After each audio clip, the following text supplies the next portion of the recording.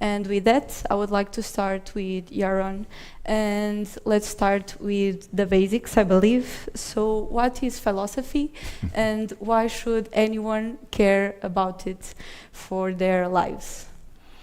So philosophy is really this study, the volume seems high. Philosophy is the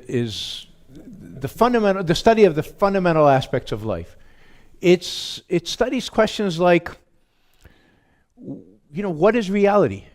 How do we know what reality is? And what are we? What is mankind? What kind of an animal are we?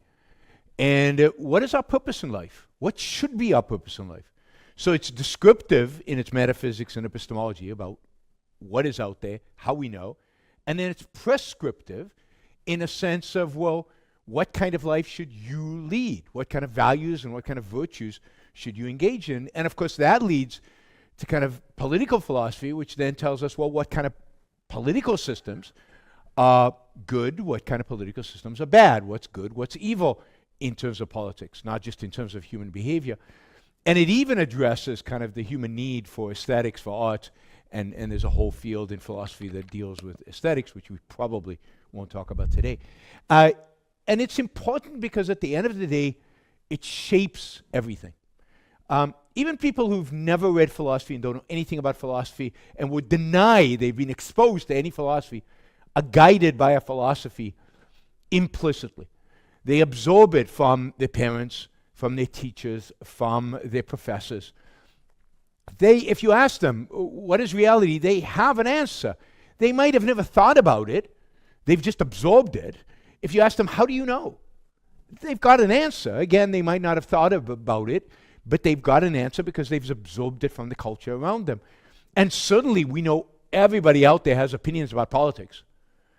And how many of them have really thought it through and really established their foundations and thought about what are their foundations in political philosophy and why they hold those foundations, and this is the kind of system of government, and therefore, we should have socialized healthcare, or we should have private healthcare, but they have reasons. Most people don't have reasons because they've never thought about it. So philosophy is that system of thought behind it all that shapes every aspect of human behavior. Everything that we do is ultimately shaped by a philosophy. And one of the things that I think is really important in life, and I think that hopefully this panel will help, is the more we make philosophy explicit, the more we identify a philosophical premise, the more it can become a tool for us to live a better life.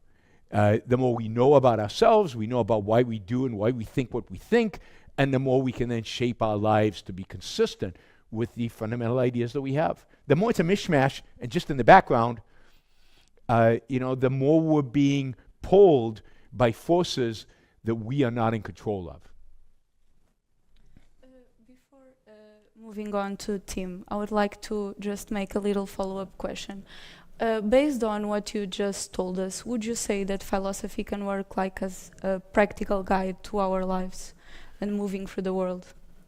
Definitely. I mean, philosophy should, and I think philosophers who present their philosophy are intended to be a practical guide for people to live by. Even philosophies that I think are bad, their intention is for people to take them seriously and to live or die if they're really bad philosophies based on them. Philosophy is a practical guide to living, and a good philosophy is a practical guide to successful living. It's a practical guide to happiness, to prosperity, to flourishing as a human being.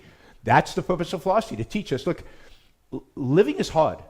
It's complicated. There's a lot of going on, right? And most of us are focused on making a living, raising our kids. There's so much going on. And what philosophy and learning basic philosophy gives us are tools, principles, by which we can live shortcuts so we can achieve happiness and flourishing without having to invent our own philosophy ourselves or to think every little aspect through. That is the job of philosophers and intellectuals. It's to convey these ideas and to help us use the ideas in our daily lives.